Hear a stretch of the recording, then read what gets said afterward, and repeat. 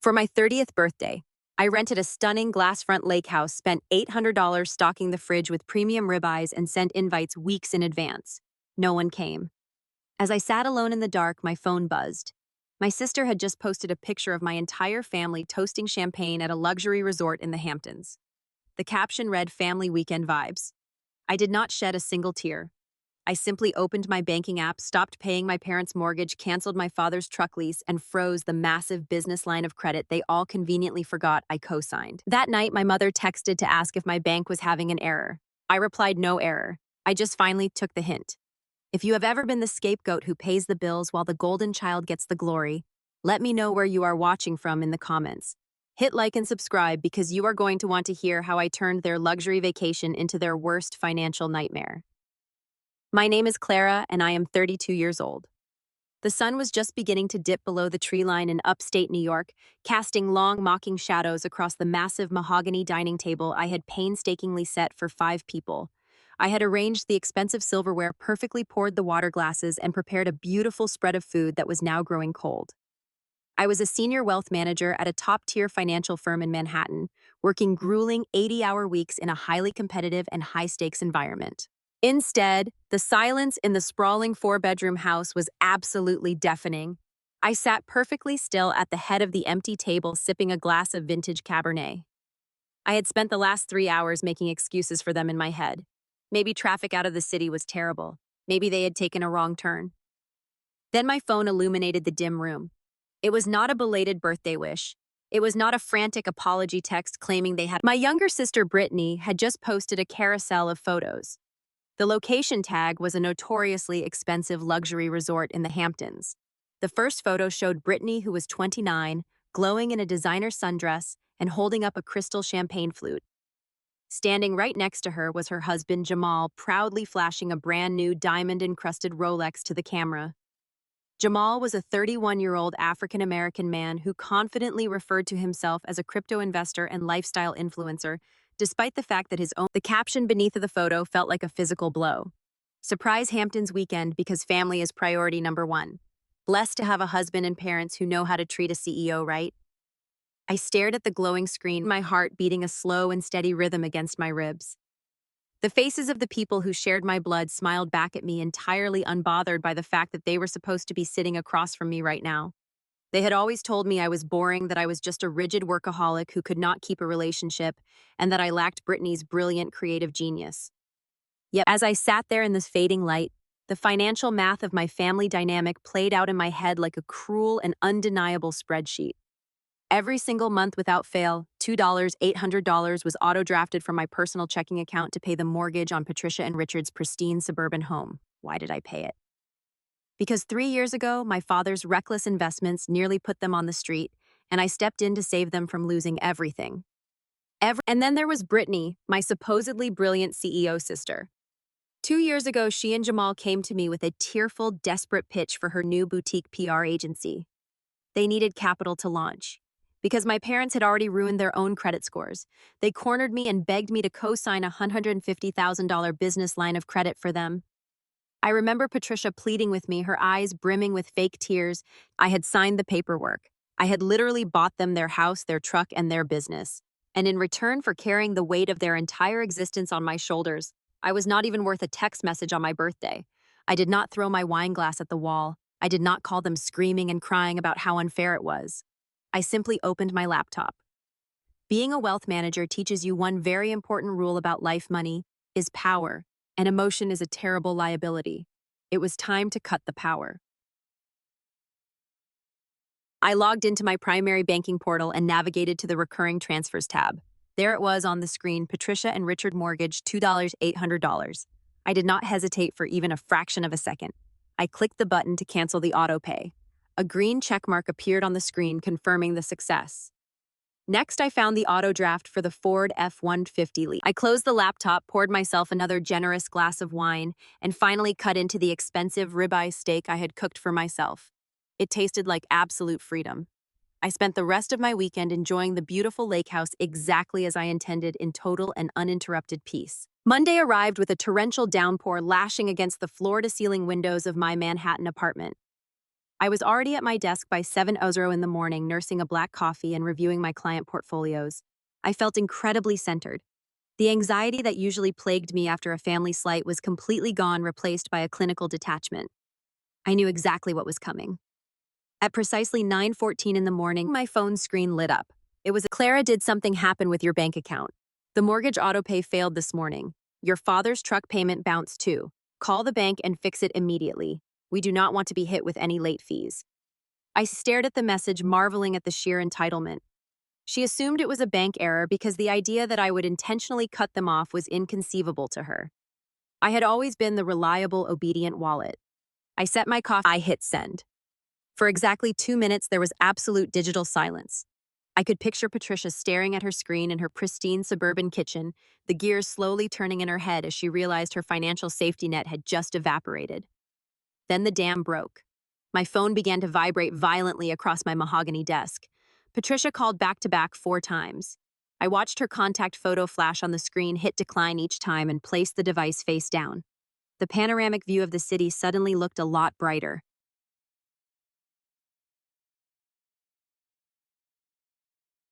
By noon, the family group chat, a chat I had been practically invisible in for months, was exploding. Notifications flooded my locked screen in a relentless wave of panic and gaslighting. I finally picked it up to read the incoming barrage. Patricia wrote, "Clara Marie, you need to answer your phone right now. This is incredibly petty. It was a simple misunderstanding about the schedule. We thought it was a blatant lie." I had sent a digital calendar invite that Patricia herself had explicitly accepted weeks ago. Before I could even process the audacity of her excuse, Richard chimed in. "You are throwing a temper tantrum over a birthday. Grow up, Clara. You are putting your mother and me in a terrible financial position. Turn the payments back on today. We will take you out to dinner next week to make up for the confusion." A dinner they would undoubtedly expect me to pay for using the very credit card they were currently panicking about. Then came Jamal. My brother-in-law had always possessed an astonishing level of unearned arrogance. Whenever we were in the same room, he made sure to talk over me constantly, mansplaining basic financial concepts to me. A literal wealth manager, simply because he had watched a few. The audacity was breathtaking. They had used the commercial credit line, the exact one I legally guaranteed with my own hard-earned assets, to pay for their luxury vacation while standing me up on my birthday. And he had the nerve to call me jealous. I leaned back in my leather chair, cracked my knuckles, and typed my response to the group chat. My memory is perfectly fine. The calendar invite was for this past weekend. As for the finances, I am no longer funding your lifestyle. Dad, you have 15 days before the truck lease. I silenced the group chat. I knew exactly how they operated. When their demands failed, they would pivot to playing the victim. But my threat to audit the business account was not an empty bluff. As the guarantor of that $150,000 line of credit, I had full legal access to the transaction history. I had just never looked at it because I had made the foolish mistake of trusting my own sister. I logged back into the commercial banking portal. I downloaded the past 24 months of statements for Brittany's boutique agent. When Brittany had pitched me this business venture, she confidently claimed she had 5 solid clients lined up: local retail boutiques, a small technology startup, and a commercial real estate firm. I sorted the spreadsheet by incoming revenue. Month 1 showed $0. Month 2 showed $0. Month 6 showed $0. In 2 entire years of operation, my sister's agency had not generated a single dollar. My heart hammered against my ribs as I sorted the data by outgoing expenses. If there were no clients, where had $150,000 gone? The itemized list was a masterclass in parasitic behavior. There were thousands of dollars dropped at luxury retailers. There were massive charges for high-end restaurants and exclusive spa treatments. But the most alarming transactions were the wire transfers. Every single month, I had been draining the business credit line to fund his influencer lifestyle, gambling away money with my name attached to it. And then I found the transaction from 4 days ago, $12, $500 charged to the luxury resort in the Hamptons. They had literally used my credit to fund the vacation they took instead of coming to my birthday. The betrayal was no longer just emotional. It was a devastating financial liability. If they defaulted on this massive account, I needed to call my lawyer immediately to protect myself before this escalated into a federal issue. Before I could even pick up my phone to dial my attorney, the screen illuminated with an entirely new wave of incoming messages.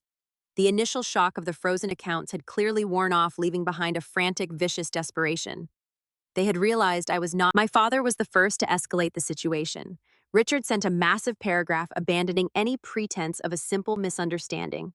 His words were designed to make me feel small, a tactic he had perfected over 3 decades. Clara, you are acting like a spoiled, ungrateful brat.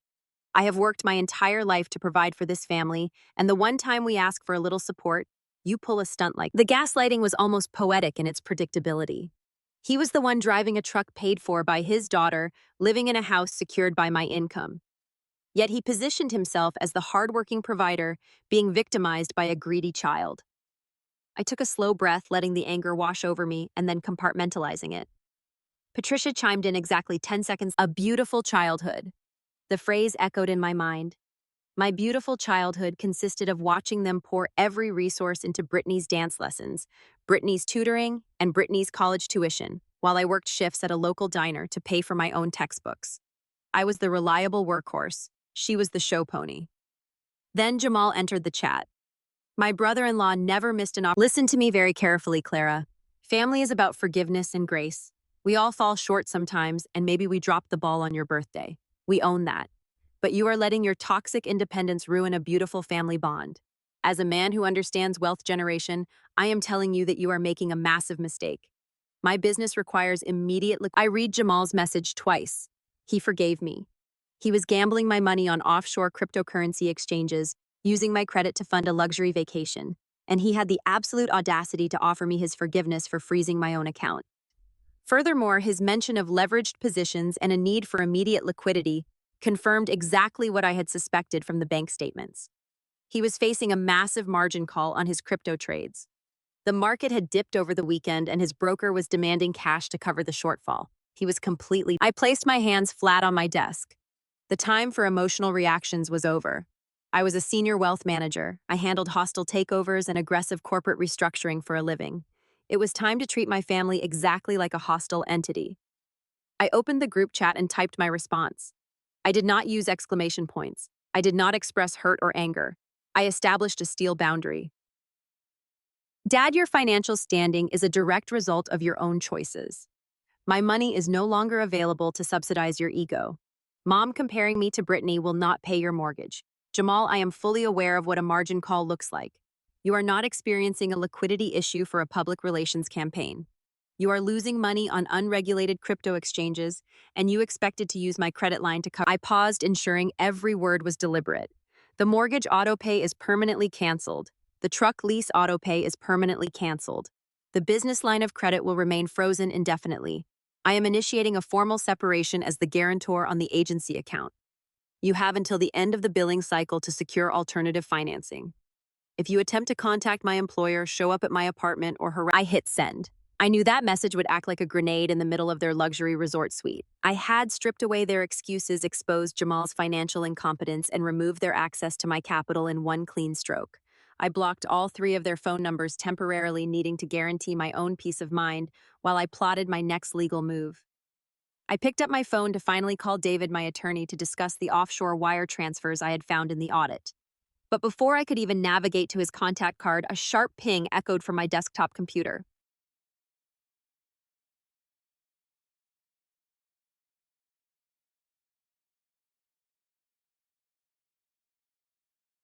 A priority email notification slid into the top right corner of my monitor.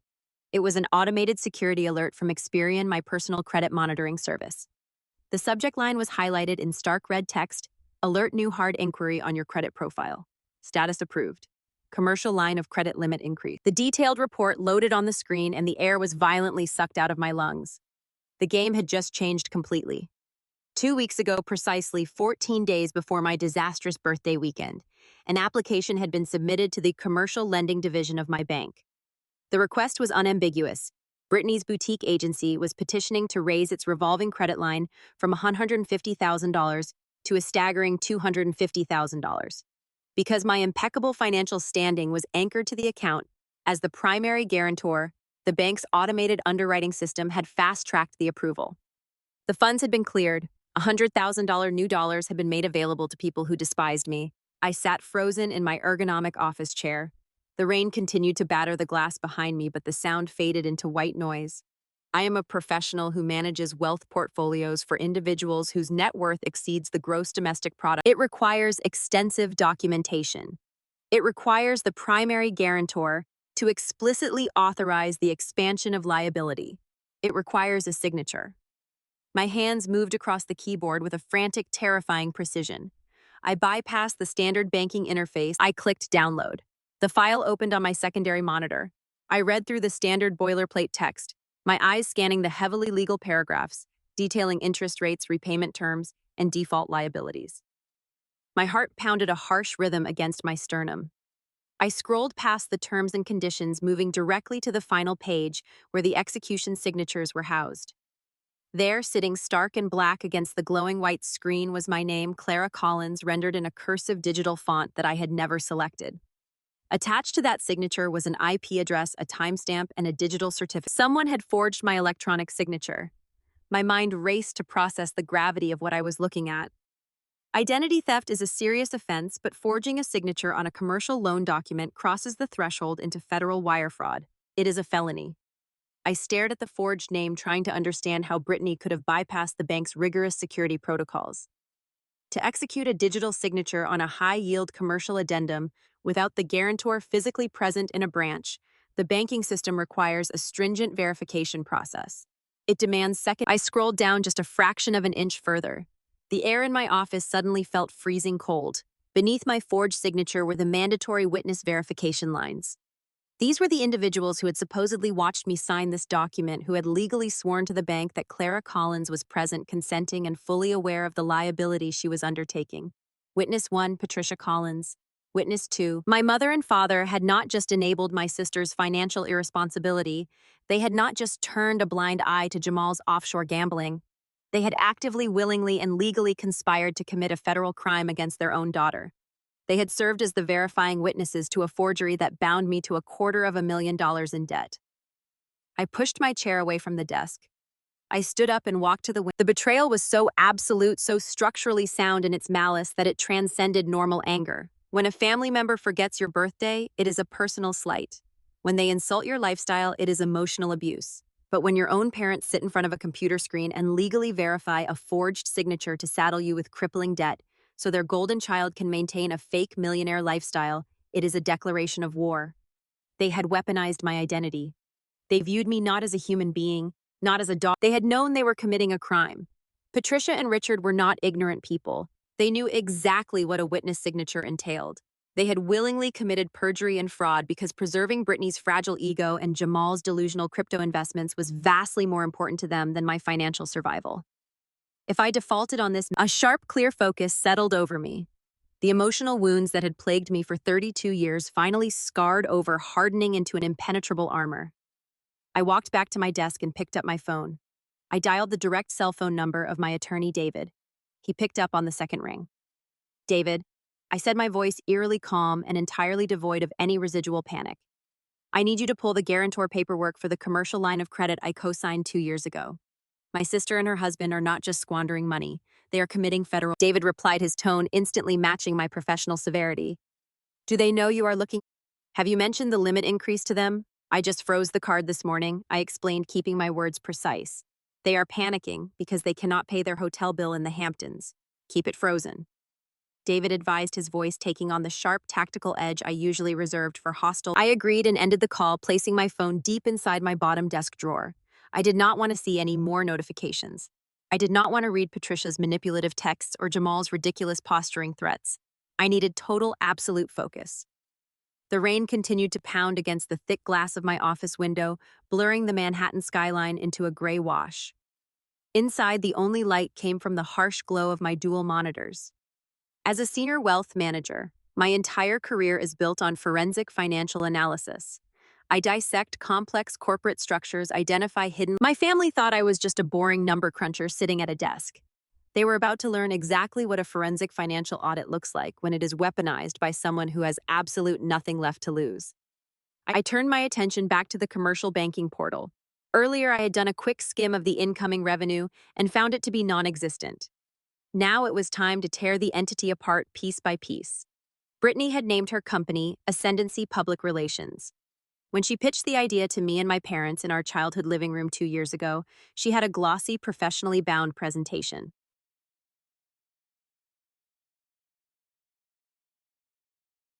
She spoke passionately about disruptive marketing, brand synergy, and targeting high net worth demographics. Patricia had beamed with pride, wiping tears from her eyes. Richard had clapped her on the shoulder. They told me I needed to fund her genius, framing it as my familial duty to support real ambition. I pulled up the state business registry on my left monitor to verify her corporate filings while keeping the bank statements open on my right. I dumped the raw data into my financial modeling software. I ran a standard pivot table to isolate all inbound cash flows. The screen loaded instantly. The total inbound revenue from external sources was exactly $0. There were no wire transfers from tech startups paying for consulting retainers. There were no processed checks from local boutiques needing rebranding. There were no payment. Brittany was not running a failing business. She was running a ghost ship. The company had no employees, no payroll taxes, no independent contractors, and no client acquisition costs. It existed entirely as a sophisticated funnel to convert my pristine credit. I scrolled back to a post from 8 months ago. The picture showed Brittany and Patricia sitting at a corner table at a Michelin-starred restaurant in the city. The caption read, "Power lunch with my biggest investor plotting the next quarter strategy. Always hustling." I checked the bank statement for that exact date. There was a charge for $840 at that specific restaurant categorized under the merchant code for business meals. The investor was our mother. The strategy session was them eating imported oysters on my dime.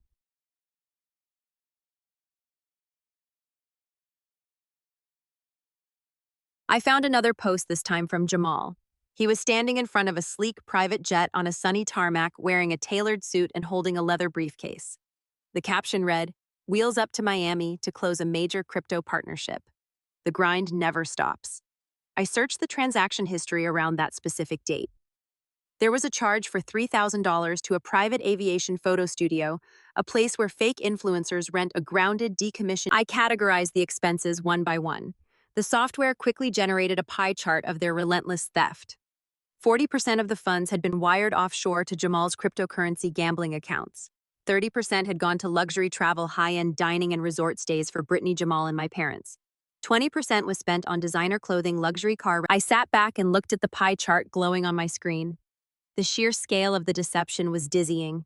For 2 years, my mother had relentlessly bragged to her country club friends about Brittany's thriving business. She had constantly reminded me that I should try to be more like my sister, more ambitious, more creative, more willing to take risks. My father had praised Jamal's financial acumen, comparing my steady, reliable income to Jamal's supposed millionaire lifestyle.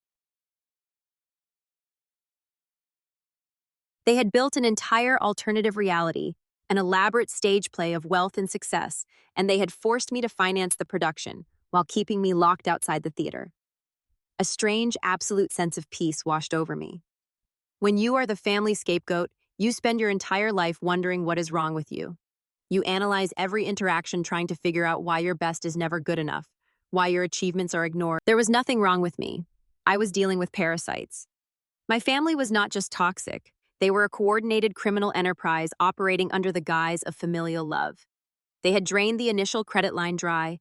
They had forged my signature and committed federal fraud to steal another $100,000 because I reached into my desk drawer and pulled out a fresh legal pad. I grabbed my favorite fountain pen. I did not just have bank statements anymore. I had a fully mapped forensic audit of a federal wire fraud conspiracy. The auditor had awakened, and I was going to tear their world apart dollar by dollar. I started with the most recent transactions, the ones that had triggered my initial freeze on the account. The $12,500 charge to the luxury resort in the Hamptons was not an isolated incident of lifestyle funding. As I dug deeper into the merchant category codes, I found a sickening pattern of systemic financial abuse. Patricia and Richard were supposedly living on a fixed retirement income after my father's terrible investments nearly bankrupted. I found a charge for $3,200 at an exclusive boutique day spa in Boston, dated exactly 2 months ago. I cross-referenced the transaction date with Brittany's public social media profiles. It matched perfectly with a photo showing my mother and sister getting matching gold leaf facials. The caption read, "Treating ourselves after closing a massive corporate account." There was no account. There were no clients. It was my money paying for their hot stone massages while I sat in my Manhattan office working through the week. My attention then shifted to the jewelry. In the photograph Brittany had posted from the Hamptons, Jamal was proudly showing off a diamond-encrusted Rolex. A timepiece of that caliber does not come cheap, and it certainly does not materialize out of thin air for a man whose own vehicle had been quietly repossessed by the bank just 2 years prior. I ran a targeted search through the spreadsheet for high-value retail transactions. It took less than a minute to find the exact. I pulled up Jamal's social media profile from that exact week. Sure enough, he had posted a highly edited video of himself wearing the watch standing right outside the dealership. He had looked directly into the camera and delivered a lengthy motivational speech about grinding, hustling, and the ultimate rewards of being a self-made entrepreneur. The hypocrisy made my stomach turn. He was not a hustler. He was a thief, but the spa days and luxury watches were just the surface-level grift. The truly massive financial hemorrhage was occurring in the offshore wire transfers. I isolated the outgoing wires and calculated the total sum. Over the course of 24 months, Jamal had funneled exactly $75,000 to a digital currency exchange based entirely outside of the United States. I am a wealth manager. I understand the intricate mechanics of decentralized finance. Jamal was not building a diversified corporate portfolio for the agency. He was engaging in high-risk, highly leveraged cryptocurrency day trading. When you trade on margin, you borrow money from the Jamal had been losing consistently. Every time the market dipped, he panicked and wired more money from my credit line to cover his margin calls. He was treating the commercial account like a bottomless casino chip dispenser. And recently, the cryptocurrency market had experienced a massive downward correction. I looked at the specific dates of the largest offshore wire transfers. They perfectly aligned with Jamal was facing total liquidation of his assets. The initial $150,000 was completely exhausted, bled dry by vacations, watches, and terrible financial bets. He needed a massive injection of cash just to maintain his failing positions, which fully explained the frantic, desperate tone in his text messages to me earlier that morning.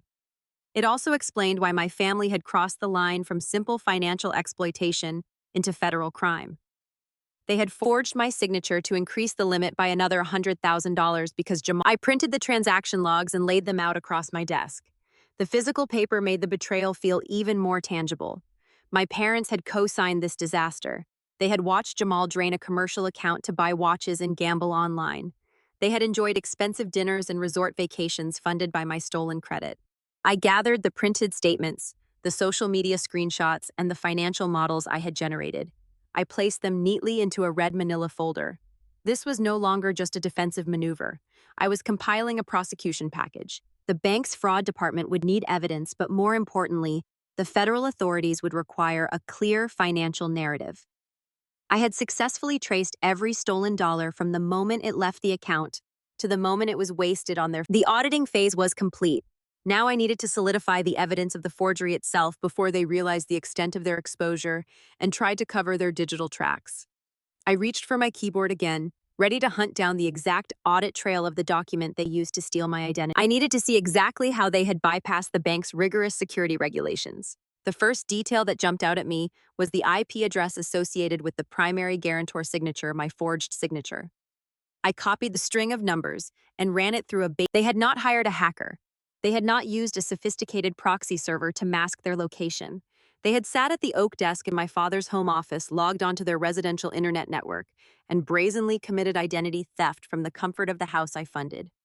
But a matching IP address was only circumstantial evidence. I needed the absolute smoking gun. I scrolled further down the search. I checked the routing details for the security code. The access link had not been sent to my corporate email or my personal cell phone. The audit trail showed the secure link had been routed to an email address I had never seen before. It was a generic email account, a crude amalgamation of my first initial and last name, followed by a string of random numbers. They had created a burner email address specifically to intercept the bank's security protocols. My eyes moved to the bottom of the audit trail where the witness verifications were logged. This was the most damning piece of the puzzle. Commercial lending laws dictate that if a guarantor cannot be physically present at a bank branch to sign for a massive credit increase, independent witnesses must verify the signer's identity. These witnesses are required to upload digital copies of their government-issued identification to the portal. I opened the attached verification files. They were rendered in high-resolution scans of my parents' state-issued driver's licenses. My own parents. My mother and father had not just enabled my sister's financial irresponsibility. They had not just turned a blind eye to Jamal's offshore gambling. They had actively, willingly, and legally conspired to commit a federal crime against their own daughter. They had served as the verifying witnesses to a forgery that bound me to $250,000 in debt. The timestamp on their witness verification was from exactly 2 weeks ago on a Tuesday at 2:15 in the afternoon. I pulled up my own work calendar on my left monitor. On that exact Tuesday at that exact time, I had been sitting in a glass-walled conference room in Manhattan, leading a quarterly portfolio review for a board of directors. I had 14 high-net-worth clients and 3 junior analysts in that room with me. I had an airtight, undeniable alibi proving I was hundreds of miles away when my parents swore to a bank that I was sitting in their Connecticut home office, signing away my financial future. The sheer mechanics of their betrayal were staggering. This was not a crime of passion or a momentary lapse in judgment. This was a premeditated, coordinated conspiracy. They had to sit down together, formulate a plan, create a fake email address, route the bank documents. My mother, who spent every family gathering lecturing me about my lack of a husband and my rigid dedication to my career, had weaponized my identity to keep her golden child's fake public relations agency afloat. They had looked at the $100,000 shortfall created by Jamal's catastrophic financial incompetence. They had looked at the potential collapse of. I took screenshots of the geolocation data, the burner email routing, and the uploaded copies of my parents' driver's licenses. I saved everything into the digital prosecution package on my secure hard drive. I now possessed concrete proof of federal wire fraud, identity theft, and conspiracy. The bank would not just close the account, they would refer the case to federal investigators. The legal consequences would be absolutely catastrophic for all 4 of them. I picked up my phone, opened a new email draft to David, and attached the compressed file. I typed a brief message: "The audit is complete." They forged my signature, and my parents acted as legal witnesses.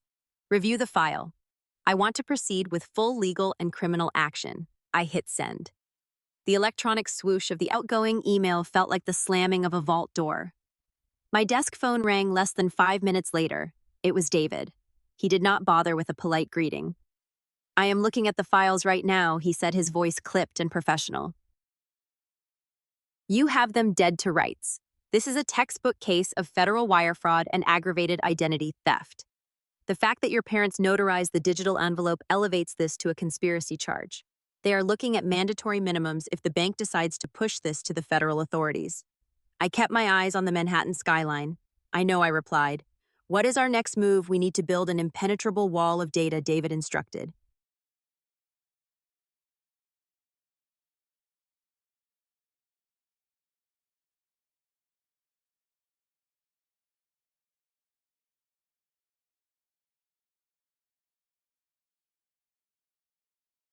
"Right now, your sister and her husband are panicking because the credit line is frozen. They think this is just you being petty about a birthday dinner. But Jamal claims to be a tech guy. The moment he realizes that you might be looking at the commercial loan addendums, his first instinct will be to scrub their digital footprint. He will try to delete the agency email accounts, wipe the. Exactly," David agreed. "I want you to download every single piece of data associated with Ascendancy Public Relations transaction histories, IP logs, metadata, monthly statements, and every email thread you have ever shared with them regarding this account. Do not leave a single pixel uncopied. I am drafting a formal preservation of evidence letter to the bank's fraud department. We will force a server-side lock on their end, but I want our own pristine copies before the bank's automated systems trigger any alerts to your family." I ended the call and immediately went to work. The adrenaline that had been surging through my veins settled into a cold, hyper-focused energy. I navigated away from the commercial banking portal and logged into the secondary administrative dashboard. Because I was the primary guarantor, my credentials gave me root access to the account management settings. I started with the most vulnerable data. I accessed the linked communication logs between the bank and Brittany's fake agency.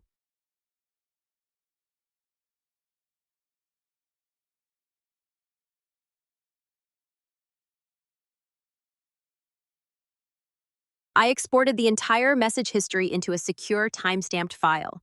I captured the exact emails where the bank had requested the guarantor verification and the subsequent replies from the burner email address my parents had set up. I downloaded the metadata for those specific emails, capturing the routing information that proved they were sent from the Connecticut household. Next, I moved to the transaction history. I executed a batch download of every individual receipt, invoice, and transfer confirmation for the past 2 years. I specifically targeted the offshore wire transfers to Jamal's cryptocurrency exchange. I pulled the SWIFT confirmation numbers, the receiving wallet addresses, and the exact exchange rates at the time of the transactions. I mapped the decentralized wallets he used, noting the public ledger transactions that matched the bank outflow. I needed to prove beyond a shadow of a doubt that these were personal gambling expenditures and not legitimate corporate investments.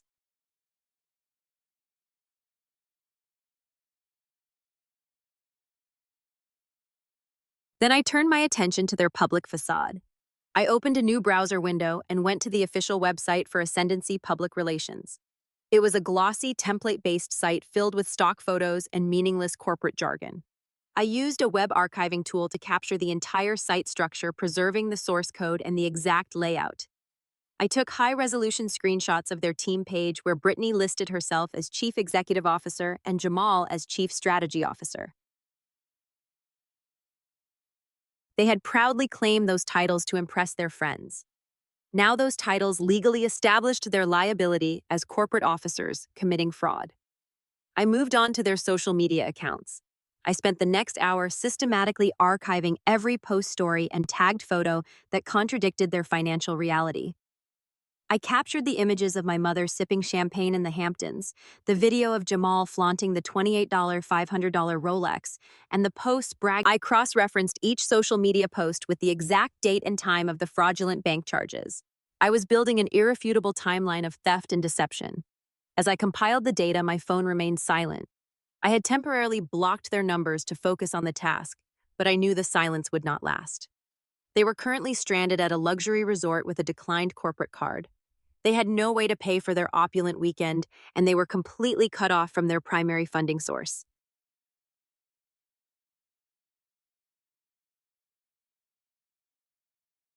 Desperation was a powerful motivator, and people like my family did not handle desperation with grace. I transferred all the collected evidence onto 3 separate encrypted flash drives. I kept one in my office safe, prepared one to be couriered directly to David's law firm, and slipped the third into my personal handbag. I took no chances. I had witnessed my family rewrite history and manipulate the truth for my entire life. They were masters of. I felt a profound sense of closure.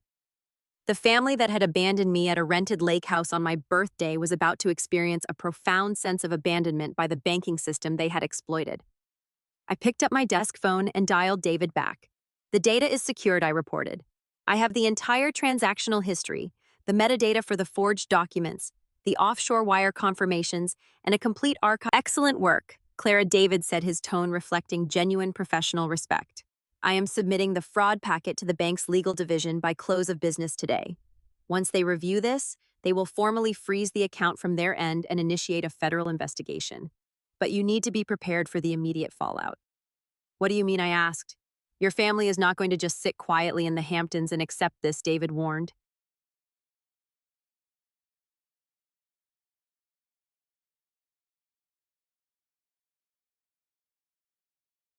"When the hotel demands payment and they realize they are completely locked out of the funds, they will panic. They will not wait for a phone call or an email. They will try to corner you. They will try to force you to comply using whatever leverage they think they have left. You need to be ready for a physical confrontation. They will come to your home, or worse, they will come to your office." I looked at the heavy wooden door of my executive suite. I had spent years building my reputation. My family had always viewed my career as a boring desk job, a secondary consideration to their glamorous fake lifestyles. They had no respect for my professional boundaries, and David was absolutely right. They would not hesitate to bring their toxic drama directly to my workplace if they thought it would give them an advantage. "Let them come," I said, my voice steady and completely devoid of fear. "I have security protocols in place, and I am not hiding from them anymore. I have everything I need." I ended the call and locked my computer screen. The trap was fully armed, the evidence was secured, and the inescapable weight of federal law was about to crash down on their perfect, fraudulent world. All I had to do now was wait for them to make their next desperate, foolish mistake. I did not have to wait long. Less than 20 minutes after I secured the encrypted files and locked my workstation, the blinking red light of my desk phone shattered the quiet of my office.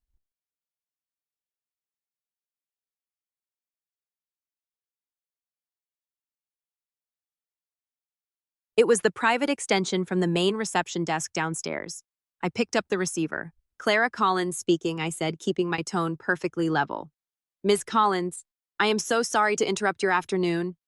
The receptionist stammered, her voice trembling, entirely stripped of its usual polished corporate warmth.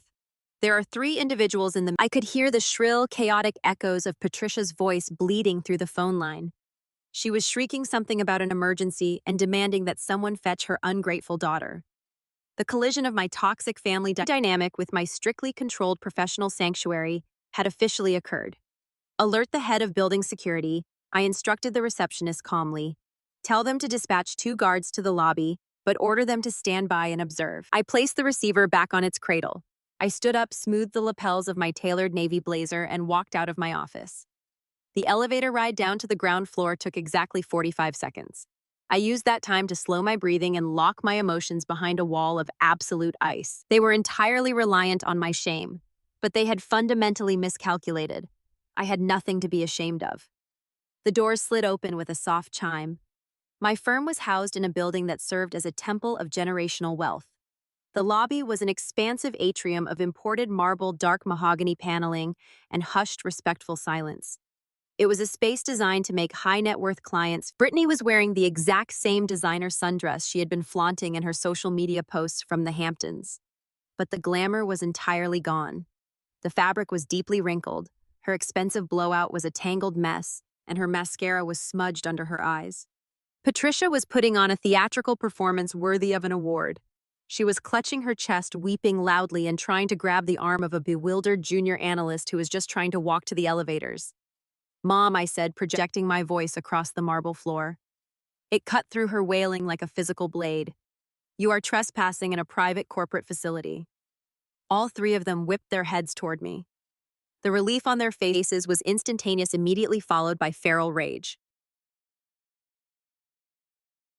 They surged forward as a unit. How could you do this to us? Patricia screamed, entirely. Brittany pushed past our mother, pointing a manicured finger directly at my face.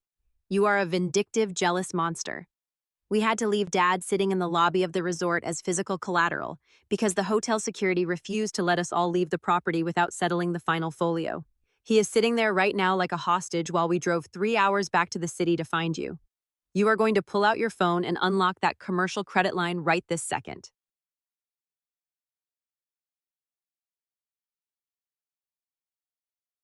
I did not flinch. I did not lower my voice to appease them. You left my— You do not have a company, I replied, my voice dropping to a dangerous quiet register. You have a fraudulent funnel for my personal credit. You have 0 clients. You have 0 incoming revenue. I have seen the commercial bank statements. You have a fraudulent funnel for my personal credit. Brittany marched forward, her heels clicking aggressively against the imported marble. You are stealing my company, she shrieked, her voice bouncing off the glass walls. I am the chief executive officer. I built Ascendancy Public Relations from absolutely nothing. You are just a glorified accountant who signed a piece of paper 2 years ago. You have no legal right to freeze my operational funds. You are committing corporate sabotage because you are bitter and alone.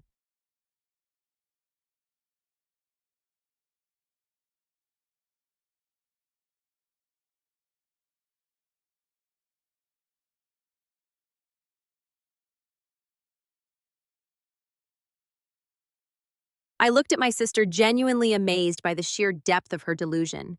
You cannot steal a company that generates 0 revenue, Brittany.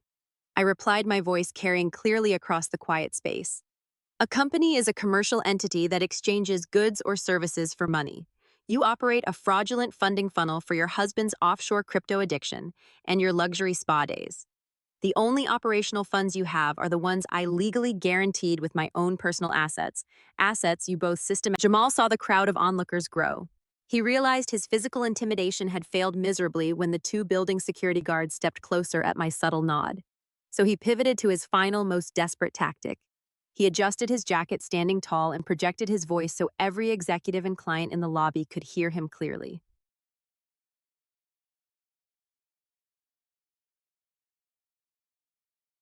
Is that how you want to play this?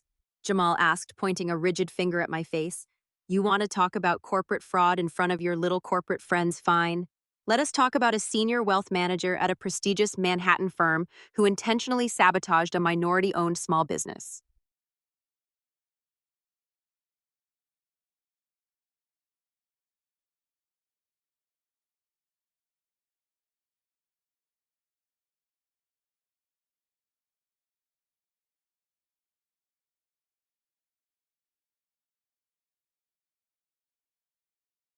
Jamal took a step sideways, opening his posture to address the gathered crowd directly. This woman, he announced loudly, used her financial access to maliciously freeze the accounts of our public relations firm right in the middle of a massive launch. She is actively trying to bankrupt her own family out of pure spite. How do you think your firm's compliance department is going to view that, Clara? How do you think the Financial Industry Regulatory Authority will react when I file a formal ethics complaint stating you abused your banking privileges to destroy your sister's livelihood? I was attempting to weaponize the very thing I had spent my entire adult life protecting my professional integrity. He thought the threat of a public scandal would terrify me into compliance. He assumed I would sacrifice my financial safety just to keep my name out of the mud.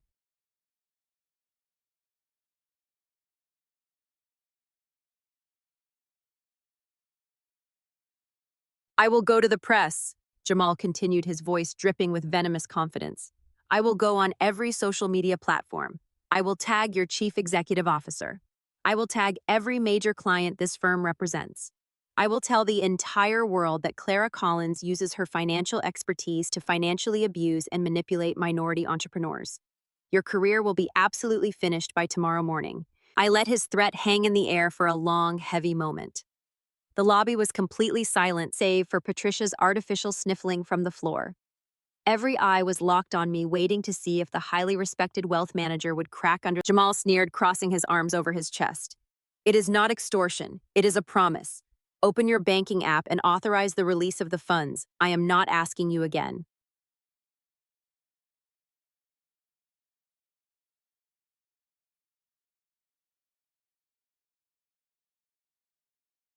Patricia, sensing that the threat might be working, attempted to play the peacemaker while maintaining the demand.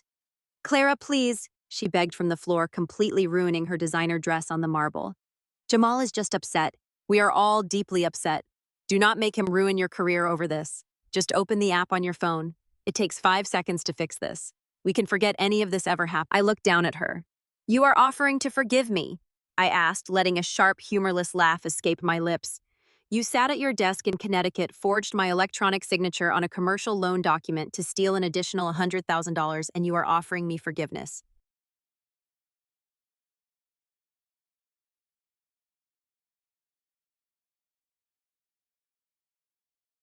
Patricia's mouth snapped shut.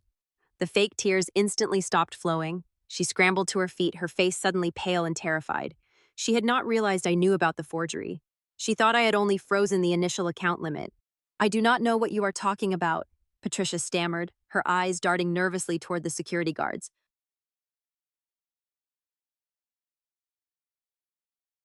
She is lying, Brittany yelled, trying desperately to cover their tracks. She is making things up because she is crazy. She has always been completely delusional.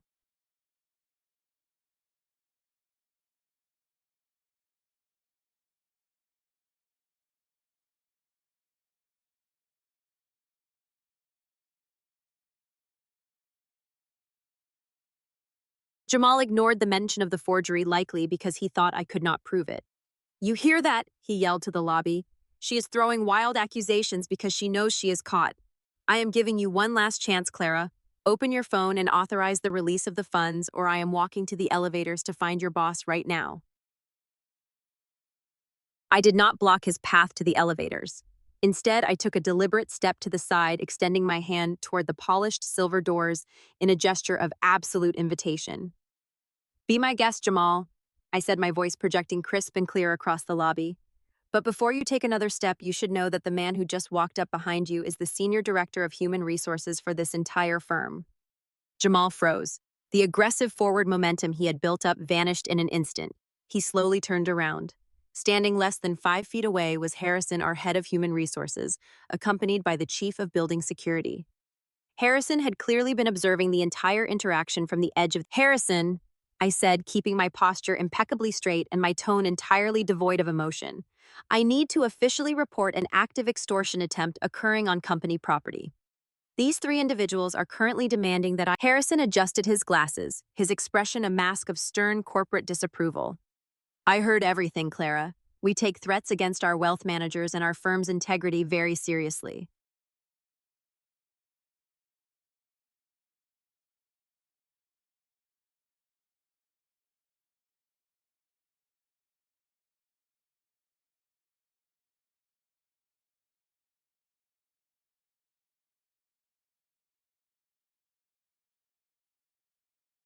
Jamal tried to salvage his crumbling leverage. He puffed out his chest, attempting to regain his dominant posture. Now listen here, man, Jamal said, pointing a finger at Harrison. This is a private family matter. She is stealing from my wife's business. You do not want your company involved in a discrimination lawsuit. I will have the media outside this building in an hour. Harrison did not even blink. You are currently standing in a private corporate facility threatening a licensed financial officer in front of a dozen witnesses and comprehensive audiovisual surveillance systems. You do not have leverage, you have a criminal problem.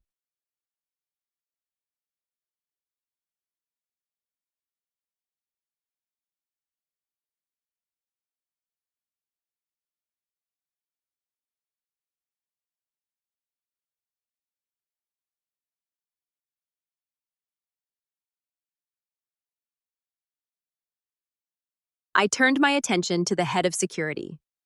Chief, I am formally requesting that these three individuals be permanently trespassed from the premises. They are a direct security threat to me and to the operational safety of this institution. I want their names and photographs added to the prohibited entry registry immediately. The security chief nodded sharply. He signaled to the other guards. Four large men in dark suits seamlessly formed a half circle around my family, effectively cutting them off from the elevators and corralling them toward the revolving glass exit doors.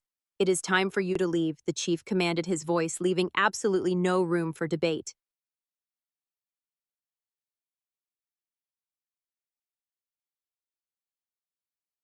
Patricia realized the performance was officially over. The fake tears vanished, instantly replaced by an ugly, venomous rage that contorted her features. She lunged forward against the line of security guards, her designer handbag swinging wildly. "You ungrateful, miserable girl!" Patricia screamed, completely abandoning her refined suburban matriarch persona. "You will die alone in this city. You will have all your money and your fancy office, and nobody will ever love you. We are your—" I looked at the woman who had spent my entire life draining my resources while elevating my sister. "I would rather die alone than spend another second keeping parasites alive," I replied coldly. "Your mortgage is due on the 1st of the month. I highly suggest you stop screaming in my lobby and start looking for a job." Brittany began to hyperventilate. The reality of her situation was finally crashing down on her. The phantom public relations agency was dead. The luxury lifestyle was over. She grabbed Jamal's arm, her perfectly manicured nails digging into his suit jacket. "Jamal, do something. Tell her to fix it. We cannot leave without the account unlocked. The hotel is going to call the police on Dad."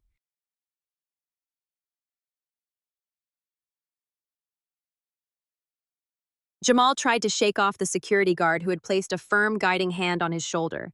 "Do not touch me," Jamal snapped, twisting his body aggressively. "We are leaving, but this is not over, Clara. You are going to regret this. I will make sure you regret this." "The only thing I regret is not cutting you off 2 years ago," I stated.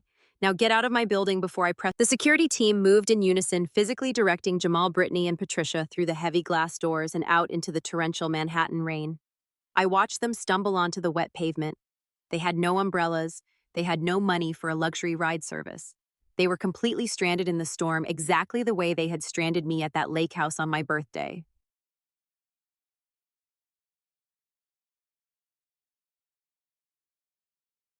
The lobby slowly returned to its hushed professional rhythm. The executives who had stopped to watch the commotion murmured quietly among themselves before returning to their respective floors. I apologize for the disruption, Harrison," I said smoothly, ensuring my voice carried the utmost professionalism.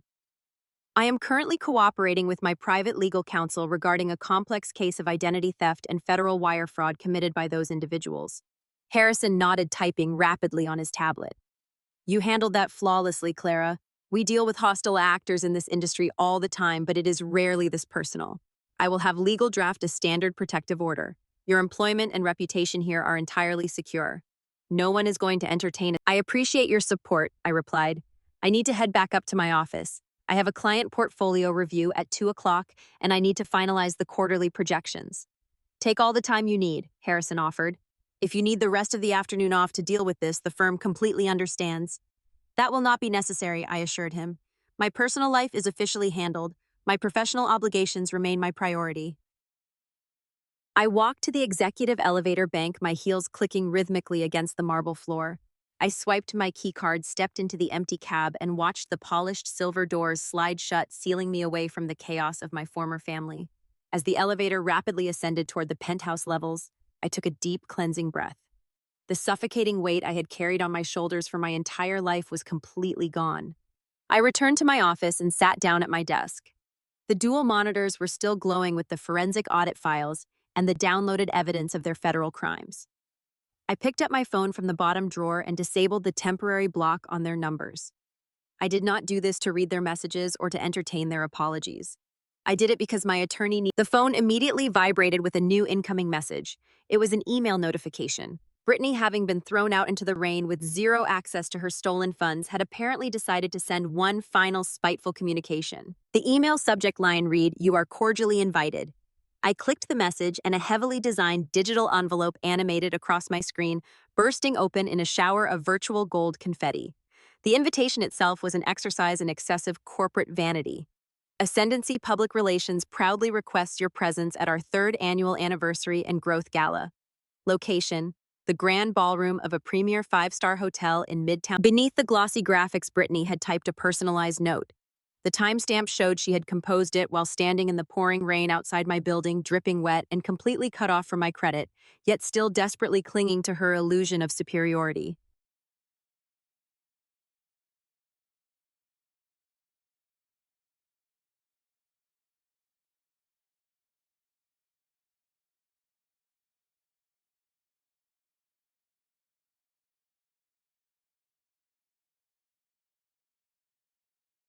Clara, the note read, I know you are sitting in your cubicle right now feeling powerful because you locked a bank account.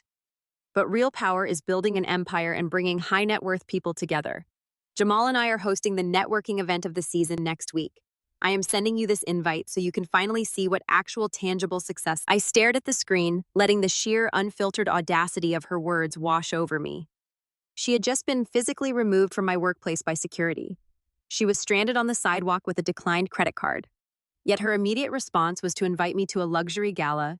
I opened my forensic auditing spreadsheet and dragged it right next to her digital invitation. I ran a quick search for the hotel venue listed on the invite. The results populated instantly. 3 weeks ago, immediately after my parents forged my digital signature to secure the $100,000 limit increase, a massive charge of $45,000 had been processed to that exact hotel's event and catering division. Following that were charges for $10,000 to an elite floral design firm and $8,000 to a luxury event rental company. They had blown over $60,000 of stolen credit to throw a fake anniversary party for a public relations agency that had 0 clients and 0 revenue. They were throwing a massive black tie celebration to honor their own fraud. This was the vendor payment Brittany was screaming about. I leaned forward, resting my chin on my folded hands. My initial plan was to let David hand the evidence over to the federal authorities and watch the arrests happen quietly from the comfort of my office. But looking at Brittany's spiteful, arrogant invitation, an entirely new strategy formed in my mind. She wanted me to see her fake empire. She wanted to humiliate me in front of her rented crowd of pretend influencers and socialites. She wanted a stage.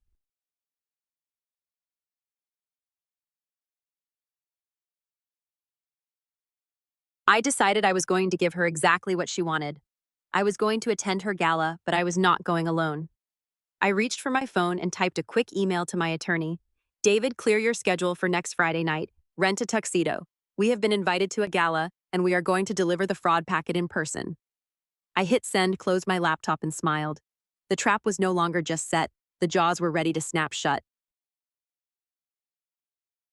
David called me back before I even had the chance to lock my office door for the evening. His laugh was low and sharp through the phone speaker. He told me he already owned a tuxedo and asked exactly. David advised me on the strict legal boundaries. We could present factual financial records and undeniable evidence of identity theft, because as the primary guarantor, those documents legally belong to me.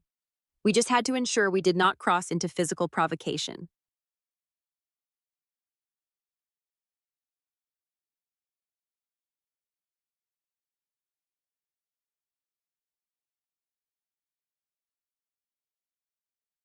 Knowing Jamal's explosive temper physical provocation was exactly what I needed to prepare for.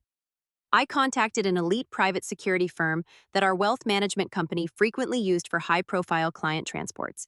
I hired 2 executive protection agents for Friday. With my physical safety secured, I turned my attention to the execution of the public exposure. I spent my entire weekend building the presentation. I did not use flashy graphics or corporate jargon. I used the cold, irrefutable language of forensic accounting. I created a stark minimalist slide deck on my encrypted tablet. The first slide was a simple side-by-side comparison. On the left, Brittany's glossy social media posts bragging about landing massive corporate clients. On the right, the second slide mapped the stolen funds. I created a clear visual flowchart tracing the money from the business credit line directly into Jamal's offshore cryptocurrency gambling accounts. I included the receipts for the Hamptons resort, the luxury spa days, and the $28,000 Rolex matching each stolen dollar. But the final slide was the guillotine. I placed the heavily magnified forged digital addendum for the $100,000 limit increase right in the center of the screen. I highlighted the false IP address. I circled the burner email account. And in bold, unavoidable red boxes, I magnified the witness verification signatures of Patricia and Richard Collins.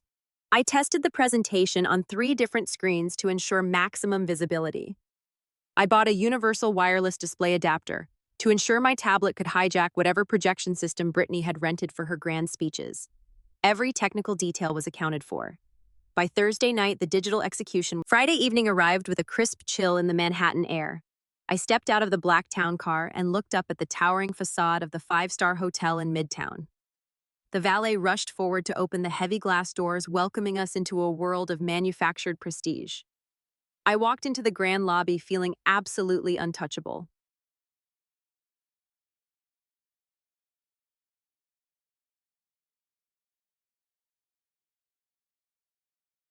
I wore a tailored emerald green evening gown that struck the perfect balance between elegance and commanding. My hair was pulled back into a severe, flawless twist, and I carried no purse, only my encrypted tablet. We checked our coats and made our way toward the grand ballroom. The entrance to the event was flanked by massive floral arrangements of white orchids and imported lilies. I recognized the florist logo from the fraudulent credit statements. That display alone had cost $10,000 of my money. A velvet rope cordoned off a professional step-and-repeat banner plastered with. I bypassed the red carpet entirely and handed my invitation to the hostess guarding the ballroom doors. She scanned the embossed card, gave me a polite smile, and gestured for us to enter. The sheer scale of the financial waste inside the ballroom was staggering. Crystal chandeliers cast a warm, golden glow over dozens of tables draped in heavy silk linens. Waiters circulated through the crowd carrying silver trays loaded with caviar and top-shelf champagne. A jazz trio played softly on an elevated stage at the far end of the room. Brittany and Jamal had spared absolutely no expense to celebrate their phantom empire. I navigated through the sea of rented tuxedos and glittering gowns, keeping my posture rigidly straight. David stayed close to my right side, his eyes scanning the room with analytical detachment. I spotted them almost immediately. My family was holding court near the main stage. Patricia was dripping in expensive jewelry, laughing loudly at a joke told. They looked so incredibly happy. They looked so victorious. I took a fresh glass of water and stood quietly near the soundboard, waiting for the speeches to begin.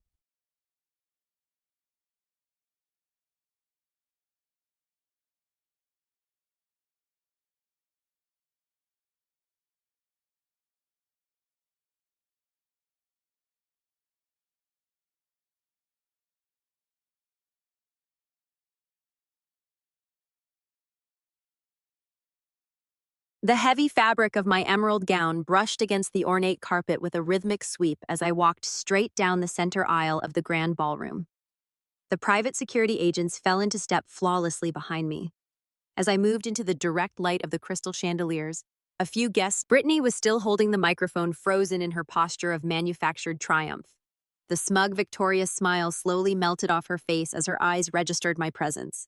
She had just told her captive audience that I was hiding in a sterile cubicle seething with jealousy. Instead, I was walking down the center aisle of her counterfeit empire looking like a corporate executioner. Patricia caught sight of me from the front row. She half rose from her chair, her hand flying to her throat in genuine shock. Richard gripped the edge of his table, his knuckles turning stark white against the linen cloth. They had truly convinced themselves I would never dare to show my face in public after their coordinated attacks. They had underestimated me for the absolute last time. I reached the carpeted steps leading up to the main platform. One of my security agents smoothly bypassed me, taking up a rigid position at the base of the stairs to block anyone from following. The second agent mirrored the movement on the opposite side of the stage. David walked up the steps right beside me, his briefcase held firmly at his side, projecting the lethal calm of a man who knew. Jamal immediately stepped forward, his chest puffed out, attempting to physically block my path to the center of the stage. "What are you doing here?" Jamal hissed, dropping his polished motivational speaker persona entirely. His voice was a harsh, desperate whisper meant only for me. I did not break my stride. I did not even look at him. I looked directly at the hotel's audio-visual technician, who was standing nervously near a sleek technical podium equipped with a digital interface. The technician had clearly realized this sudden intrusion was not part of the scheduled programming. I walked right past Jamal, completely ignoring his aggressive posturing. Brittany clutched the microphone to her chest and took a rapid step backward, her high heels stumbling slightly on the polished stage floor. She opened her mouth to speak, perhaps to order me away, or to spin another lie to the confused crowd, but no sound came out. She was completely paralyzed by the sheer, undeniable reality of my presence. The power dynamic she thought she controlled had vanished. I reached the podium. I did not reach for the microphone.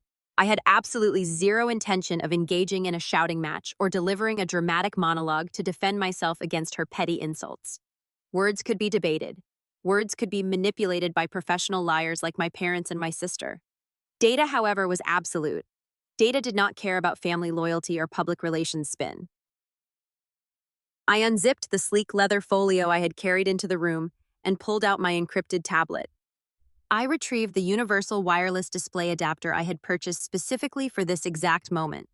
With fluid, highly practiced movements, I plugged the adapter directly into the main input port on the podium's control board.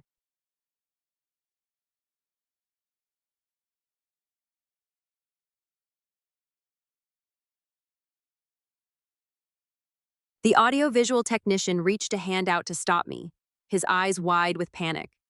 David smoothly intercepted the man, flashing a sealed legal document and offering a quiet, authoritative warning that backed the technician away instantly.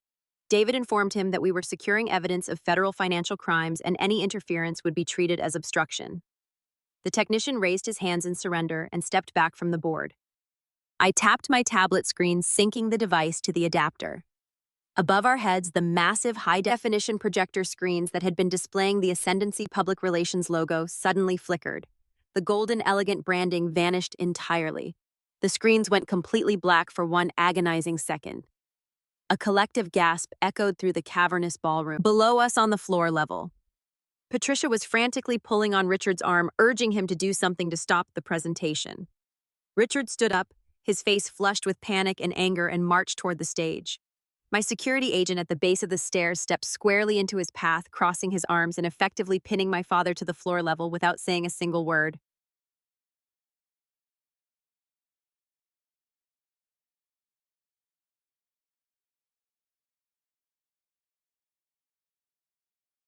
Up on the stage, Jamal finally realized what I was doing at the podium. He lunged forward, reaching his hands out to tear the adapter from the console. My second security agent moved with terrifying speed. He stepped smoothly between Jamal and the podium, planting a firm, immovable hand squarely on Jamal's chest and halting his forward momentum completely.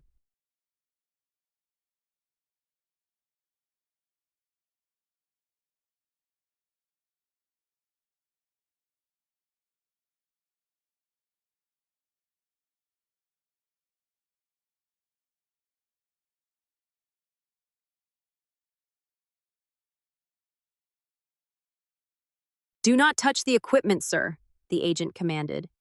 His deep voice echoed slightly through the live microphone. Brittany was still clutching against her body. Jamal froze his eyes, darting from the security agent to the black screens above.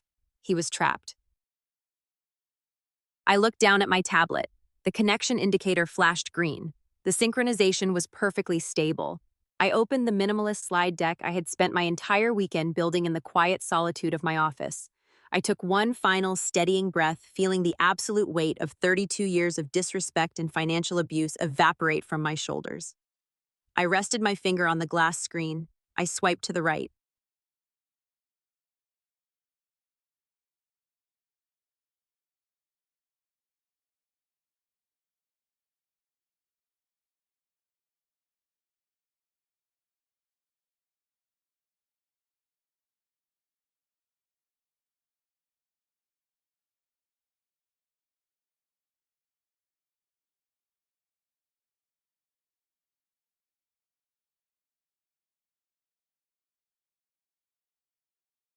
High above the stage, the massive projectors flared back to life, casting a harsh, glaring white light across the faces of the wealthy attendees. The execution was officially underway. I did not need a microphone to command the room. The sheer scale of the digital display towering over the ballroom did all the talking for me.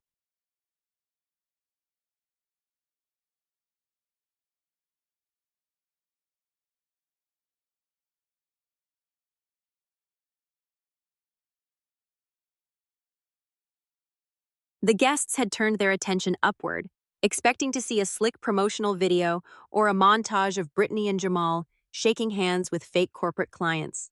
Instead, they were greeted by the sterile, unforgiving grid of a certified commercial bank statement. In bold, unmistakable black text at the top of the screen, a wave of profound confusion washed over the crowd. People squinted at the massive numbers, their champagne flutes hovering halfway to their mouths. On the left side of the screen, I had placed a collage of Britney's most arrogant social media posts. There were pictures of her claiming to sign massive corporate retainers, bragging about her elite client roster, and offering advice to struggling entrepreneurs on how to generate passive income.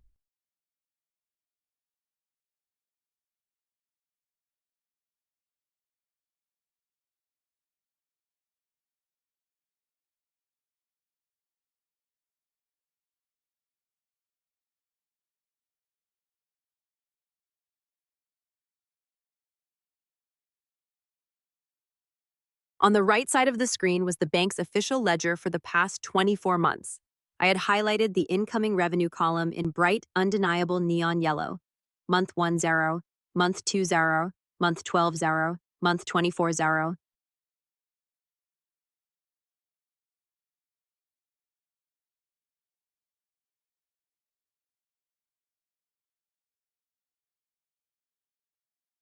The silence in the grand ballroom shifted from confused to suffocating.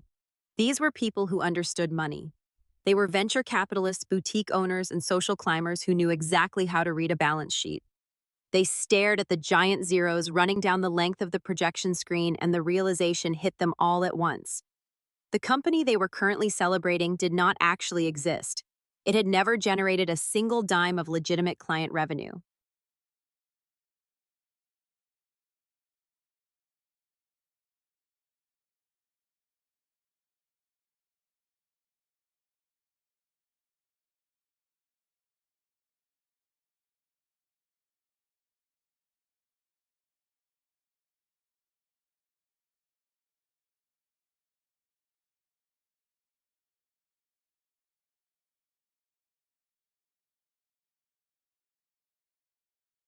Brittany let out a choked, breathless gasp. The microphone she had been clutching slipped from her trembling fingers and hit the wooden stage floor with a sharp, deafening feedback screech that made half the room wince. She scrambled to pick it up, but her hands were shaking so violently she could not secure her grip. Her carefully curated image as a powerful female executive shattered instantly, leaving behind nothing but a terrified, exposed fraud.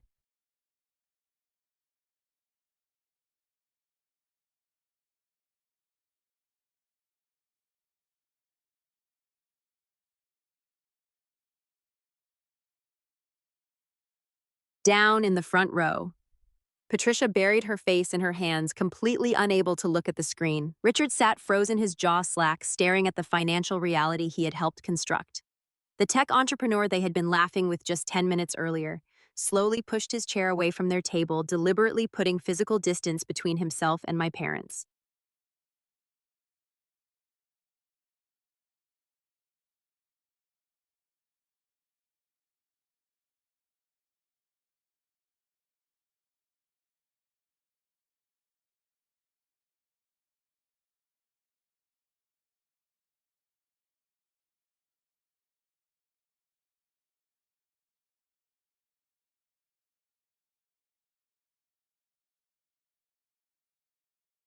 I did not give them a single moment to breathe. I rested my finger on my tablet and swiped to the next slide. The screen shifted to the massive color-coded pie chart I had built in my office. The header read capital allocation and debt utilization. If there was no incoming revenue, the natural question was how they had funded the last 2 years of their extravagant lifestyle. The answer was displayed in staggering, itemized detail.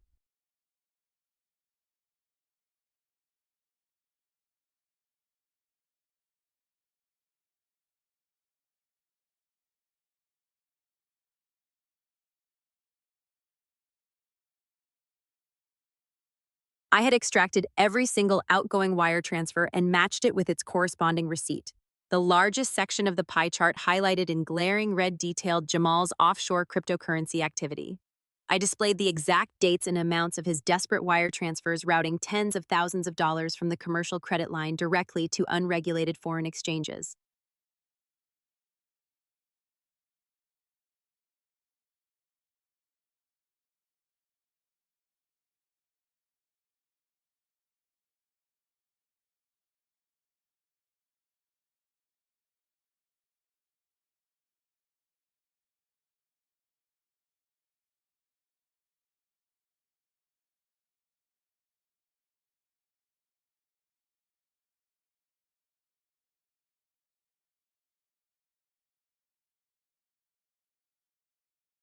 Beside these bank records, I placed screenshots of the cryptocurrency market charts for those exact same dates, showing massive market crashes.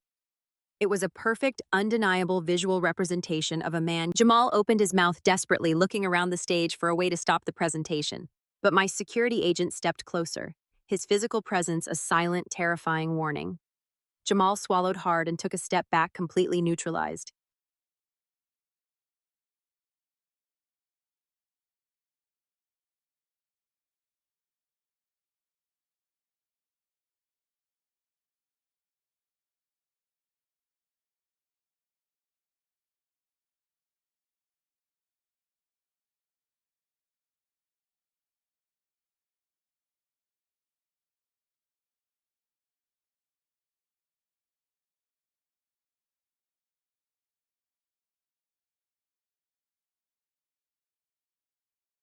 I tapped the screen again, expanding the secondary expenses on the pie chart. I wanted the audience to see exactly how their evening was being funded. The screen populated with high-resolution images of the receipts for Jamal's $28,000 Rolex purchased at the exact moment the credit line was almost maxed out. I showed the invoices for the luxury spa days my mother and sister had enjoyed while pretending to secure corporate contracts. Then I brought up the receipt from 4 days ago, the $12,500 invoice from the luxury resort in the Hamptons, the vacation they had prioritized over my birthday.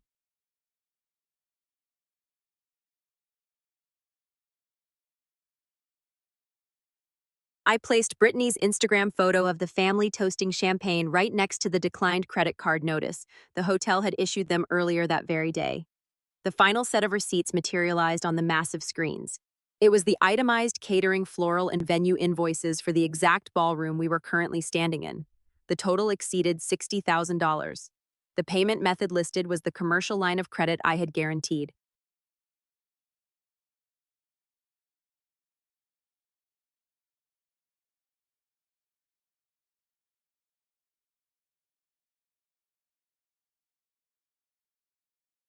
I looked out at the sea of guests. The fake influencers, the aspiring socialites, and the genuine business owners all stared up at the screens in absolute horror. They looked down at their expensive cocktails and the plates of caviar circulating the room. They finally understood the reality of the situation. They were attending a spectacular black tie celebration funded entirely by a stolen identity and a maxed out credit line. They were drinking champagne paid for by the grand ballroom of the five-star hotel fell dead silent. There was no background music. There was no whispering. There was only the low hum of the massive projectors overhead, illuminating the undeniable proof of my family's parasitic existence. No one dared to move. No one dared to look away from the screens. They were completely paralyzed by the sheer magnitude of the public humiliation playing out on the stage.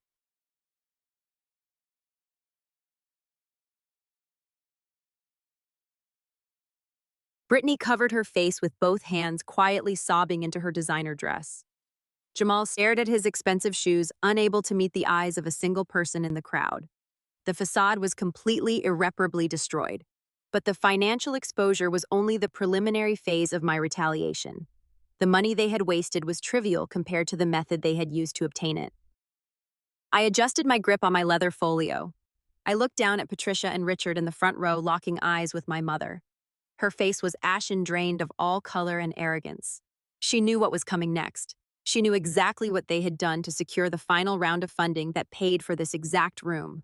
The crowd was ready. The stage was set. I moved my finger across the glass surface of my tablet, preparing to reveal the felony that would put them behind bars forever.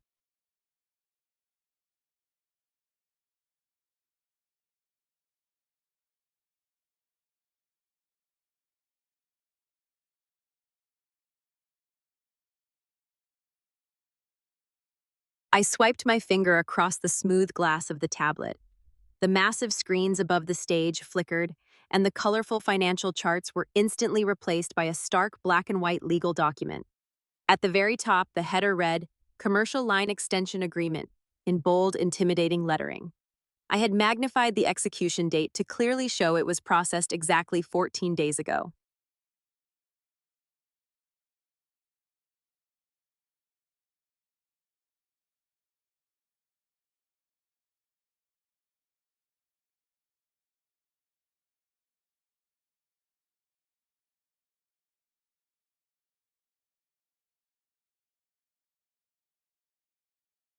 My voice echoed through the vast, completely silent ballroom.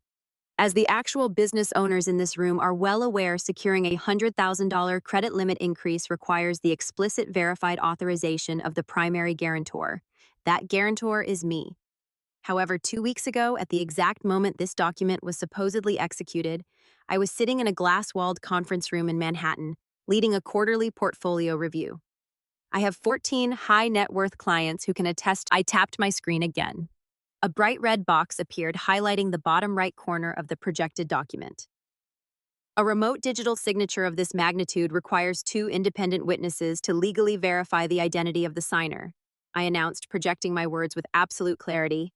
These witnesses must upload their government-issued identification and swear under penalty of perjury that they are watching the guarantor sign the contract. Let us look at who provided their state licenses to help finalize this theft. I zoomed in directly on the witness verification section. 2 names filled the screen in massive, undeniable print: Patricia Collins and Richard Collins, my own parents.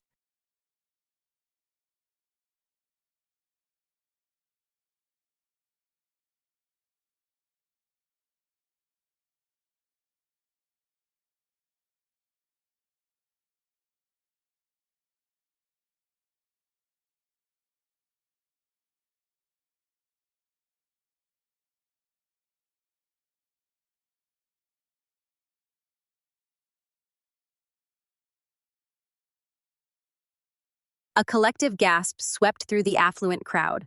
The sheer criminality of the act was impossible to ignore. My family did not just mismanage business funds, I stated, staring directly at my mother, who was now hyperventilating in the front row. They committed aggravated identity theft and federal wire fraud. They knowingly broke federal banking laws to cover offshore gambling losses and to pay for the very ballroom you are standing in tonight.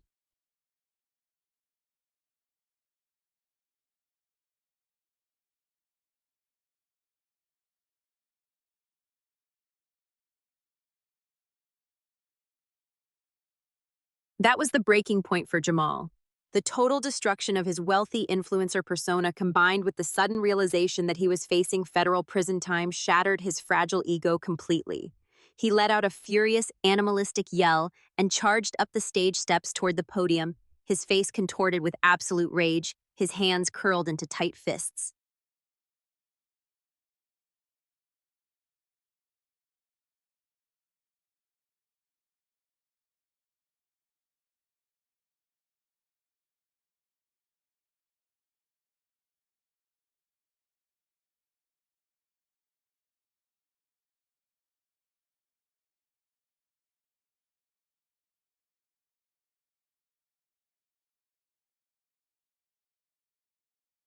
I did not flinch. I did not step back. Before Jamal could cross half the distance of the stage, my private security team reacted with terrifying efficiency. The agent on my left stepped smoothly into Jamal's path, intercepting his aggressive momentum completely. With a swift, practiced motion, the agent grabbed Jamal by the lapels of his custom velvet tuxedo jacket, used Jamal's own forward momentum against him, and slammed him face down onto the polished wood. The second agent was there a fraction of a second later. He secured Jamal's arms firmly behind his back, pressing a heavy knee directly between Jamal's shoulder blades to neutralize any further struggle. The sickening scrape of the stolen diamond. Rolex grinding against the hardwood echoed through the microphone. Brittany was still clutching against her body. Jamal thrashed wildly against the floorboards, shouting profanities and screaming about lawsuits, but the highly trained operatives held him down with effortless, immovable force.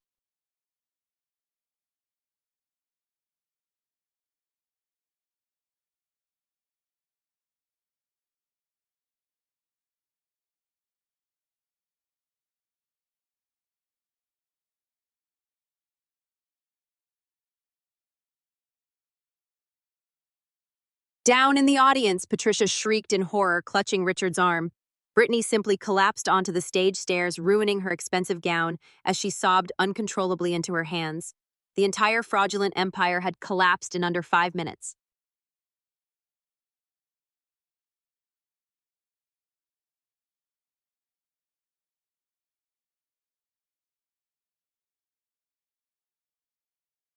I stepped away from the podium and looked down at my brother-in-law, who was still struggling uselessly against the security operative pressing him into the stage floor. I did not raise my voice, but the absolute silence of the ballroom ensured every single person heard my next words.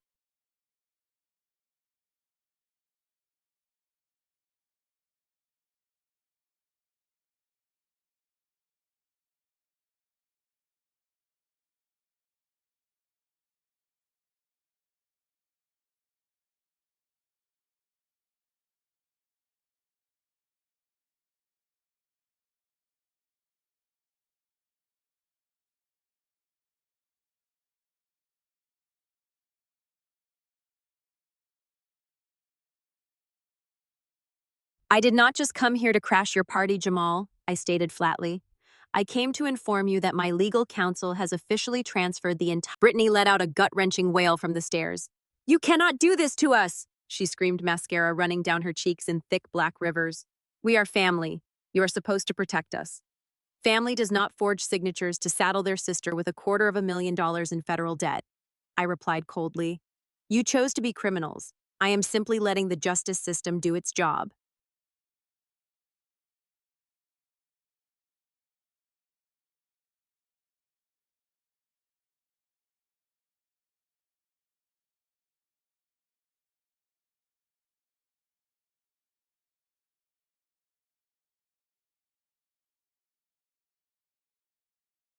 Right on cue, the heavy soundproof curtains covering the floor-to-ceiling windows at the back of the grand ballroom began to glow. A rhythm of flashing red and blue lights painted the walls, cutting through the dim, elegant lighting of the hotel.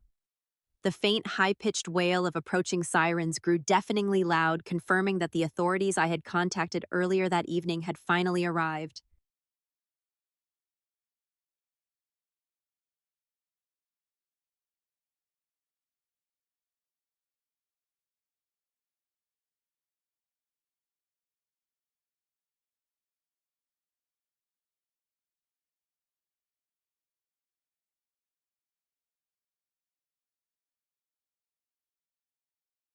Patricia grabbed my father by his tuxedo lapels, shaking him violently.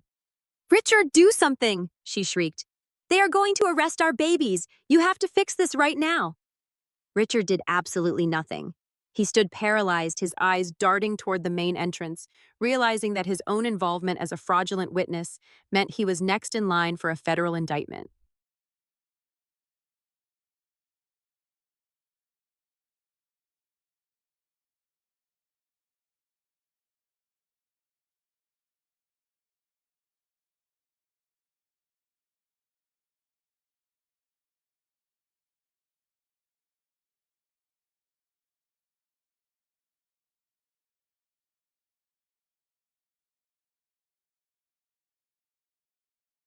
The heavy double doors of the ballroom swung open with a violent crash. Half a dozen uniformed officers from the New York Police Department Financial Crimes Task Force strode purposefully into the venue, their hands resting on their utility belts. The rented crowd of fake influencers and socialites parted, instantly scrambling over each other to clear a wide path to the stage, desperate to distance themselves from the unfolding felony arrests.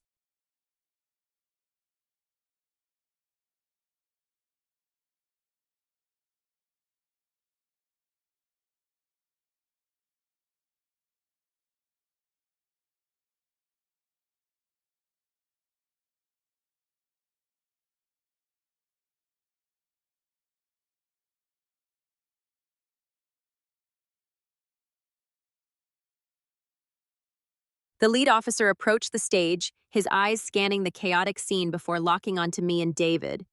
David smoothly stepped forward, handing the officer a physical copy of the preserved evidence packet and gesturing toward my sister and brother-in-law. The officers moved with swift clinical precision. Two cops hauled Jamal off the floor, twisting his arms behind his back. The distinct sharp click of metal handcuffs echoing across the stage was the most satisfying sound I had ever heard. Another pair of officers approached Brittany. She tried to pull away, crying and begging our mother for help, but she was quickly subdued. The cold steel locked securely around her wrists, binding her hands right over the designer fabric of her luxury gown.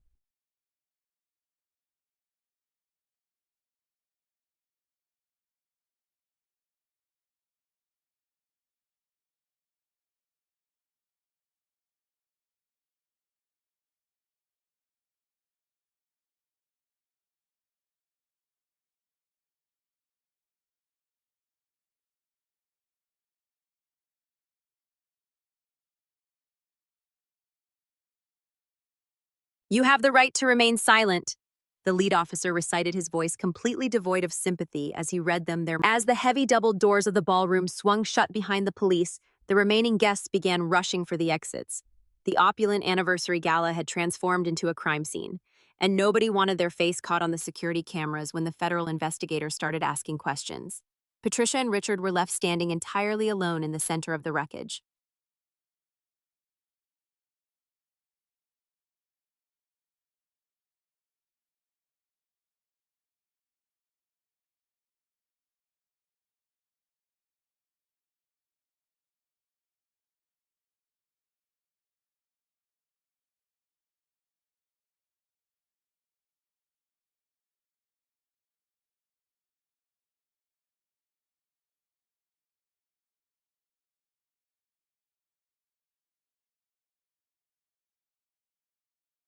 A plainclothes detective broke away from the exiting officers and approached my parents.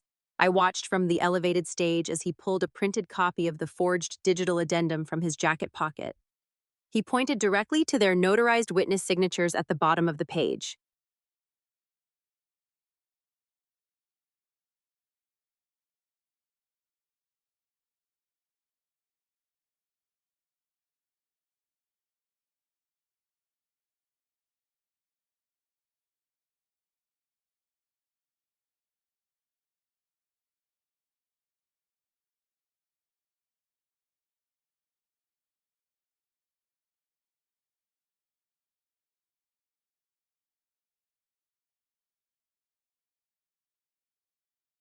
The color completely drained from my father's face. He held his hands up in a placating gesture, stammering a weak excuse and trying to point a shaking finger up at me. The detective did not entertain the lie. He simply handed my father a business card and advised him to retain criminal defense counsel immediately. They were officially under active federal investigation for conspiracy to commit wire fraud.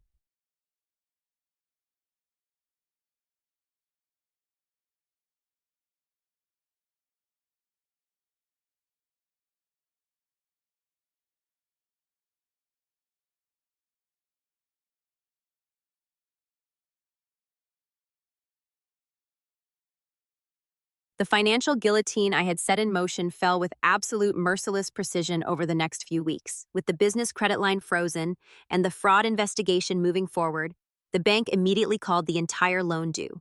Because the funds were obtained through felony fraud, bankruptcy protection was completely off the table for Jamal and Brittany.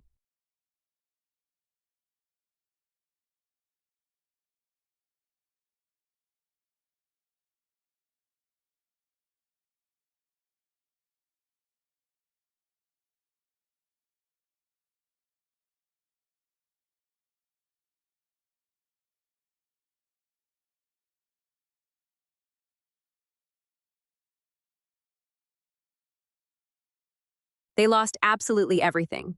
Their luxury rental cars were seized. Their designer clothes and watches were confiscated as assets to repay the stolen funds. Jamal eventually accepted a brutal plea deal that involved significant federal prison time, while Brittany was slapped with 5 years of strict probation and a massive restitution order that would garnish her minimum wage paychecks for the rest of her natural life.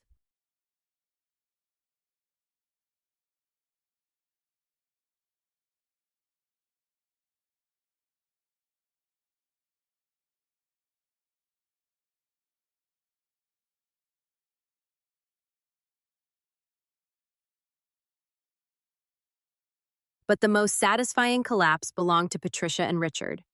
Without my monthly transfers automatically padding their accounts, their pristine suburban illusion crumbled in record time. 30 days after the disastrous gala, the bank issued a formal notice of default on their mortgage. 60 days later, the foreclosure proceedings officially began.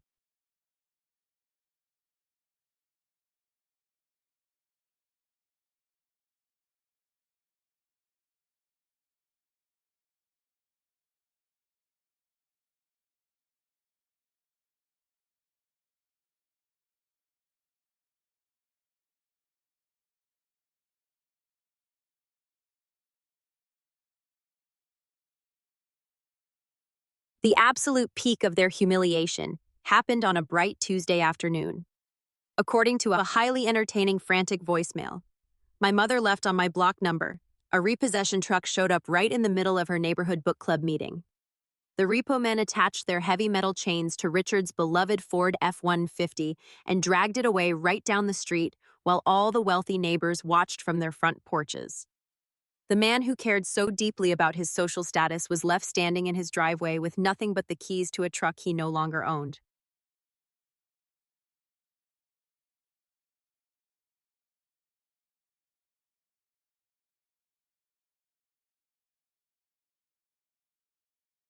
They tried to contact me, of course. When the reality of their impending homelessness finally set in, the aggressive demands turned into pathetic weeping pleas. Patricia left dozens of voicemails begging for forgiveness, crying about how blood is thicker than water and how a family should stick together during hard times. She promised they would change. She promised they would finally treat me with the respect I deserved.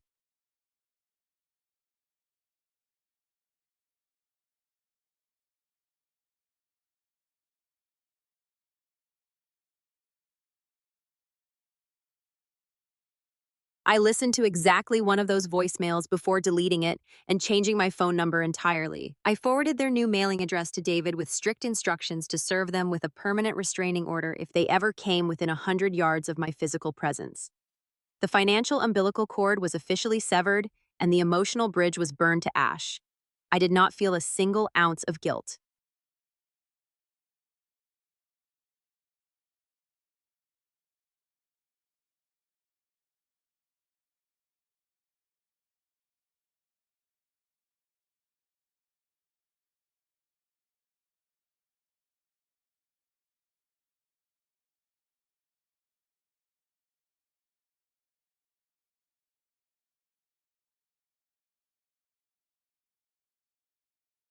With the dead weight of their parasitic lifestyle finally removed from my shoulders, my own life accelerated at a staggering pace. Unburdened by the constant stress of managing their manufactured crises and absorbing their emotional abuse, I poured my absolute focus into my career. By the end of the fiscal year, my firm promoted me to managing director. The bonus structure attached to my new title was astronomical.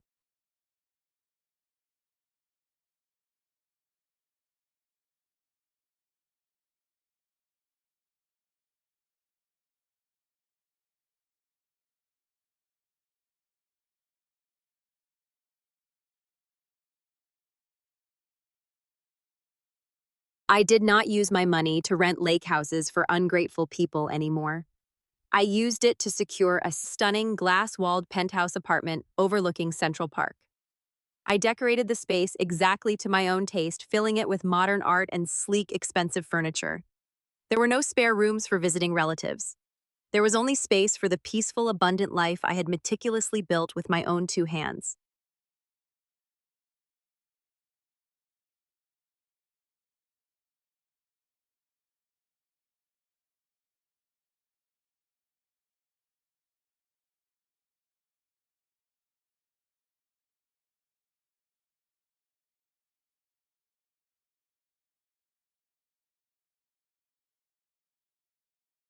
Today is my 33rd birthday.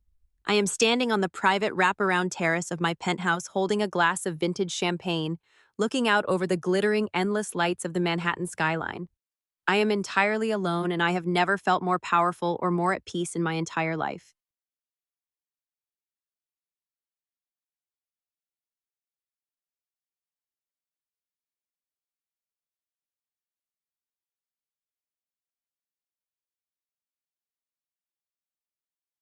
For 3 decades, I allowed myself to believe that my worth was defined by how useful I could be to people who shared my DNA. I allowed them to convince me that my steady, reliable success was boring, while their chaotic, fraudulent existence was somehow superior.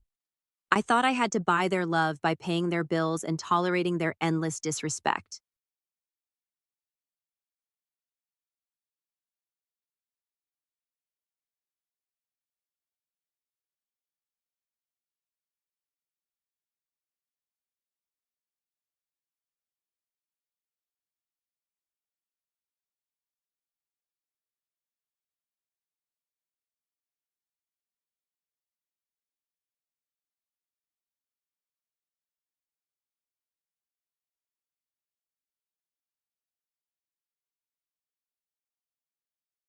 But the absolute truth is this: family is not defined by biology.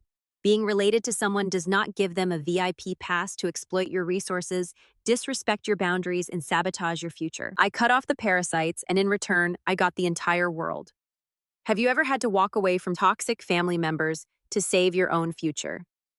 Have you ever realized that the people who claim to love you are actually the ones holding you back the most? Share your story in the comments below. Let us build a community of people who know their true worth and refuse to settle for less.